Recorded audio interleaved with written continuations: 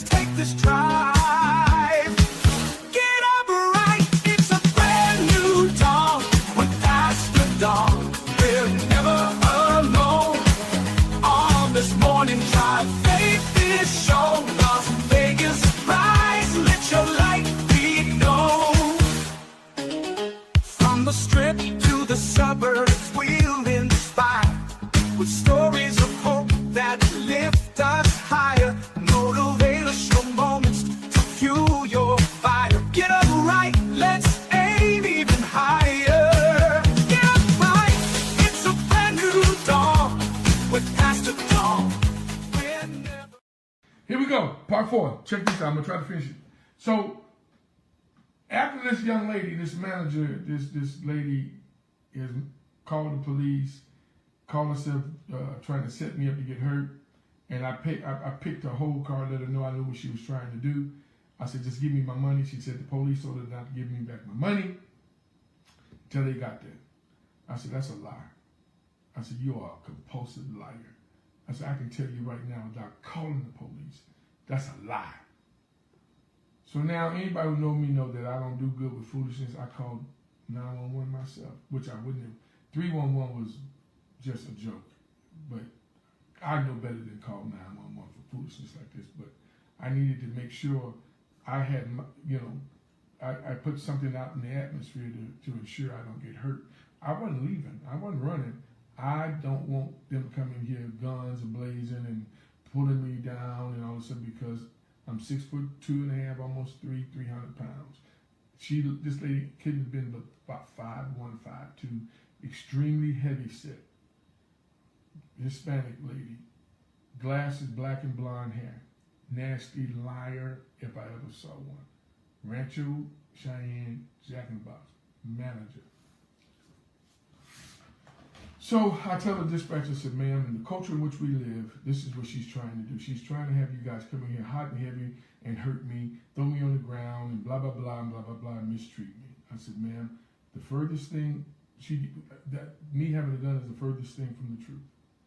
Me threatening her, furthest thing from the truth. Did me and her have words and I go back and forth with her? Yes, we did. Did I talk about her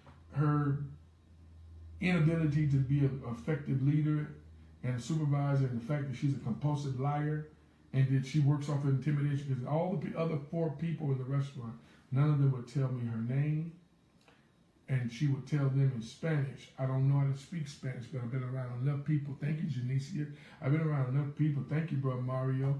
Thank you. I've been around people enough that I may not know what they're talking about, but I can kind of tell by the body language and stuff, what's possibly being said, and then I can tell by the response, and then I try to key in on some words. Don't work all the time for me. But nevertheless, she was telling them not to talk to me. So she told one guy that works at that restaurant, says, sir, he spoke broken English, but really good enough that you can understand what he's saying. Very good English. He says, I'll make you another sandwich, brand new, fresh. I'll make it for you. Because he was telling her, give him his money. Just give him his money so we can leave. Just give him his money. No, the police told me to keep it until they get here. Still trying to get me hurt. So I said, sir, it's beyond the sandwich now. Because now I get in my truck and leave. My church is literally around the corner. Now I got popos at my church and blah, blah, blah, because she probably said I did X, Y, Z. Now I got to stay here. I can't leave. Y'all, this gentleman, bless his heart, he calls the big boss. And the big boss gave him the code to the register and told him, here's the code to that register. Give that man back his money so that man can leave the restaurant. He goes back and tells her, the boss said give him his money. She looked at him like she was going. I said, if you do that, before he did it, I said, sir, because he was trying to get me to make the sandwich over again, remember? And then he says, I called the big boss and got the code again. I said, but she might fire you. I said, can she fire you? He said, yes, but the big boss said. I said, but I don't want you to get in trouble with her. She don't want you to talk to me. He said, the boss said, y'all hear me? Give you back your money. I said, okay, cool. He went back there. She handed him my money. Back up. Don, before all this went down, I said to her while she's cursing and going, I said, ma'am, you're wanting this not to end well for me. I wasn't trying to be no prophet. I wasn't trying to be deep. I said, but I promise you, this ain't gonna end well for you. This ain't gonna end well for you. Because see, what you're doing, I can see it. Because what you're doing is, I can see it. So I got the money. I told the brother, I shook his hand. I said, thank you so much. I appreciate you. I said, but ma'am, now by the time he's back there getting the money, I'm on the phone with another location. And to confirm the district manager for that location in which I was at, she says, I don't have the name of the district manager of that location you're at, but I will get with my district manager, have my district manager call you and give you the name of the district manager of the Rancho location. I said, I promise you, I appreciate it. Now, bear in mind, she was on the phone, this lady, the manager, the one on Craig, listening to this lady talk crazy to me. So she was quick to give me the information I needed because she probably was embarrassed. I get the information, get my money, I turn around and tell her, I told you it's not, I promised you it's not gonna end well for you. Needless to say, I said, oh, by the way, your district manager getting ready to call you. Y'all, I'm not kidding you. Not 2 seconds after I said that, because I'm off the phone with the other manager, her phone rang. Her cell phone rang. Not the store phone, her cell phone rang. The same phone that she was recording me on. The same one she called the police on me on and cursed me out while on the phone, lying about things on her phone. That's the same phone that her district manager called on and started jamming her up. And so she's lying to the district manager. Before I look, if you're going to tell it, tell the truth. Tell the truth. And I left the restaurant. Watch this. I pull out of the restaurant on the back street to go to Michael Way to come across. When I turn out, there are 5 police cars with a gentleman on the hood in handcuffs. Watch this. The very people that she was calling to hurt me or to bring harm to me were literally a minute away from me. A minute. All they had to do was come up Michael, hit that side street, come out of a car wash, stay there. I'm right. What you meant for evil, for me, was right a minute away from me. If not even less, if they would have ran cold around the corner, which they probably would have done. I learned a lot from my own mistakes. Now, you can handle things the way you want to, but I promise you, what I wasn't gonna do, I wasn't gonna go behind that counter. I wasn't gonna get physical. I wasn't going to leave. I wouldn't do any of that because I would have looked like the bad guy. Y'all come in. That is, in fact, what's going on in our country. That's what's going on in our country, in our nation. You want to see something bad happen to me because you don't, and I don't care what nobody say. You can say whatever you want to say. That was racial. All day long. That was racial. All day long. Because no manager in his or her right mind would have reacted the way she did. And she drew first blood, right, Victor Dunn? Chief Dunn says it all the time. Well, you drew first blood. So she drew first blood.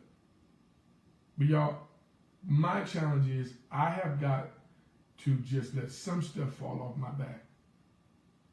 But when I was just on the phone with my daughter, and I told her, baby, I can see what bothers me the most right now, family. And I know I've been out here a long time on this piece. But what bothers me the most is we living in a country, we living in a world that folk can't stand each other about it for based on the color of their skin. their ethnicity, their religious, their political affiliations, and the list goes on and on and on. And it makes you want to cry. This lady don't know me from a can of paint. I don't know her from a can of paint. But one thing I'm not, I ain't racist. That's what they all say, huh? They do. My children date outside of their race, our race. I interact with people like that, of every color, creed. I have people I pastor here in Vegas and in the virtual church that don't look like me. I have a brother that's a Mormon. Me and him talk more about Bible and religious stuff and how to treat one another than I do sometimes with people who are not, that don't look like me. I got a Jewish lawyer that we, man, come on. So racism has killed folk for over 400 years, I understand. You know, we've dealt with that, and folk have lost their lives. But we're supposed to know better by now, family. We should know how to interact with one another without things like this having to take place. We should love one another genuinely. We should care about each other to a place and point where we can agree to disagree. That's what we should be able to do. But you jumped on me because you thought, or you fabricated that thought in your mind that he's throwing the food. Well, no, I wasn't throwing the food. I put it on the counter, a piece of the hash brown came out, you took it as I was throwing. So if I wanted to throw anything and make a significant impact, I would have thrown the sandwich. It was all messed up anyway. I'd have threw the sandwich. But you sized me up. So I guess all of us are ignorant. All of us are loud. All of us are boisterous. All of us. And I ain't never understood this. I didn't understand it when we was in school.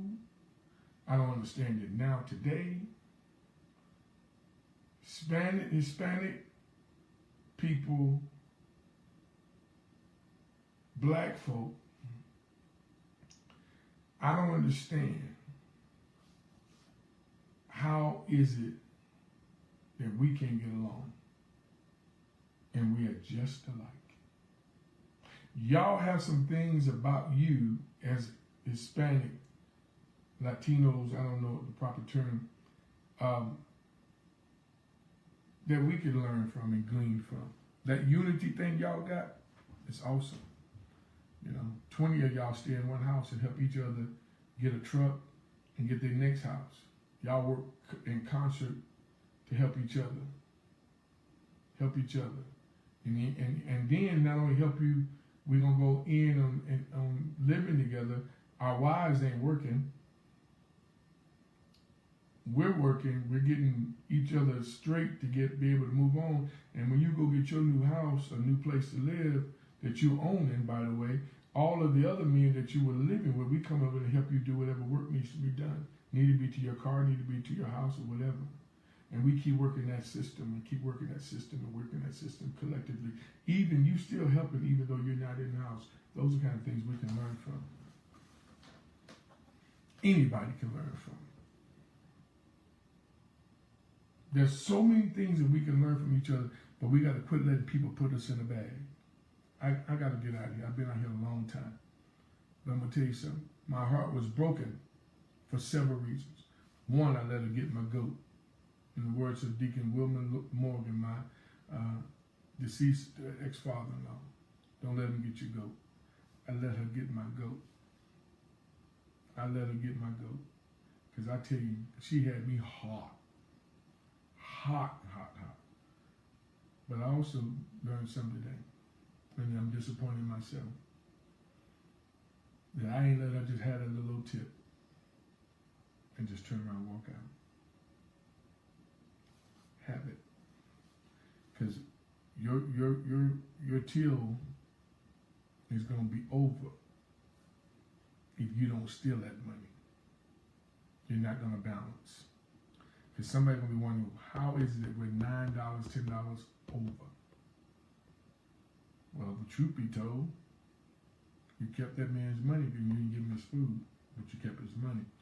She seemingly is the kind of person who would have kept that money. Nevertheless, I got the money back, but I'm not pleased with my response because it could have been better. I could have just let you have it because the Bible talks about if you would hold your peace, I'll fight your battles. But at the end of the day, she's probably still on the phone with that general manager right now. Treat people the way you want to be treated.